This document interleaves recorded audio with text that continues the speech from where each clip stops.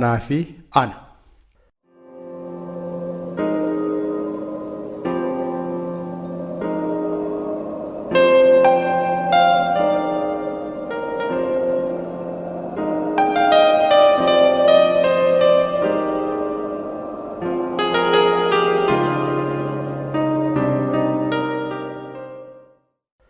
Tokkeen koonni tokko lafa dha'ee rafaa waaman hin dhaga'u korrisee kurruufa. Tokkeen koonni kaanii qalbii na qirqira akka abbaa galfataa na dhaanuuf girgira. Kaleessi maalii naan jedha gurjaa na bushuu fedha. Firaa waa naa mala yaadachuu yaadadheen dagachuu irraanfadheen harkaan taa'aa bula. Ani waa ta'eera. Waan amalaa fira tokkeen koonni tokko qalbii na qirqira irraanfachuu irraanfata yaadachuu yaadata irriba dagata. Tokkeen koonni tokko akkas yeroo rafu waamani hin dhaga'u yaa anaa hinaafu garuu gartokkeen koo kaanii kaleessi maalii naan jedha gujaa na bushuu fedha. Har'i maali? Kaleessa borii yoon taane boris maali eega kaleessan dhaalne jedhee irribaa na kaasa raasee na dammaqsa. Tokkeen lama ta'een takkas sadii ta'een akkas illaasota irribaa of kaaseen ofii koottan falmaa ofittan mugguta. Ani gartokkeen koo gartokkee koo kaaniin dukkana limitii walakkaa halkaniin irraanfachuu lageen yaadachuudhaan qoraa irribaa dammaqseen yaadachuun wareera. Tokkeen koonni tokko tokkoo koosa kaaniin dukkana limixii walakkaa halkaniin. Maaloo hin gowwoomin rafiyaa namana isa bara durii hawwitaa barana.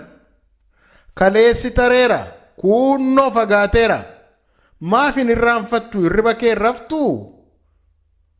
Kaleessi tareera kaaniif gooba kormaa itti tuulee goobsee kaaniif gooba saree badhaasa badhaasee gadameessi kaleessaa waare maayee baatee miixatee of kalee ulfaturraa ba'ee gatata gatatee jettee maaf of qorta maaluma rakkatte. Balaqqama seenaa faltii yeroo darbee jettees maataa jabda si maaluma dhibee. Qalbiin maaf si caba kaleessa akka du'e gurra kee irraa sirbaa. Kaleessi du'eera maal taate namanaa kee seenaan maseenaa. Jedhee waliin falmaa jedhee waliin morka garalkan walakka yaadachuu yaadatee irraanfachuu dagatee. Jimaa qabaa lamaa fi keffee qaruuraa mooyeen irra taa'ee qalbii na qirqira akka abbaa galfataa na dhaanuuf girgira. Urursee sossobee gaafa naa gamsiisu irribinaan xabee dirree salaaleerraa lukkuu adii tokkoon ari'uu jalqabe. Kunoo amman qabee amma na miliqxe. Kunoo amman qabee amma na miliqxe. Kunoo amman qabee amma na miliqxe utuman ari'uu fiigichan dadhabe. Anumaa rafuudhaaf sillimu gartokkeen koo tokko gartokkee koo kaanitti ka'ee maattiin falmu yaadachuu yaadatee irraanfachuu dagatee. Sobadhattiin jedhe kuni dubbii dharaa. Seenaan hin maseenu seenaan hin daraara. Gooti dhufee darbaa haalli dhufee tara. Sangaaraadaan seenaa hin jiru namanaa seenaan hin qaljaa attamiin maseena. Yoo nuyi walii galle yoo bunatti qalle yoo itti dhibaafanne yoo itti facaafanne kaleessi hin gabbata qaamaanuu mul'ata. Kaleessi tasan du'u yoo dhibeen gaggaba. Firatu ol qabee damma arraabsisaa aannanitti qaba. Kaleessi ekeraa yeroo hadha keessa lallaba. Egeree keessa jiraata akka ayyaana abbaa. Kaleessi hin du'u kan du'u sii gurbaa. Kaleessi booranticha coqorsa irreeffadhu. Kanaachi sin ceesisuu butee si liqimsaa. Kaleessi odaadhaa koo jala dhaabbadhu. Kaleessi gaaddisaa. Kaleessi dhugaadhaa koo dhugaa dubbadhu. Dhugaatu si fayyisaa. Kaleessa sakeetii hin balfin jaalladhu. Kaleessaan fakkani, kaleessaan gabbadhu. Kaleessi barrisee waan sokke fakkaata. Boris bor barrisee waan dhufu fakkaata. Ijaati ciistee kaate guyyaatu dhalataa.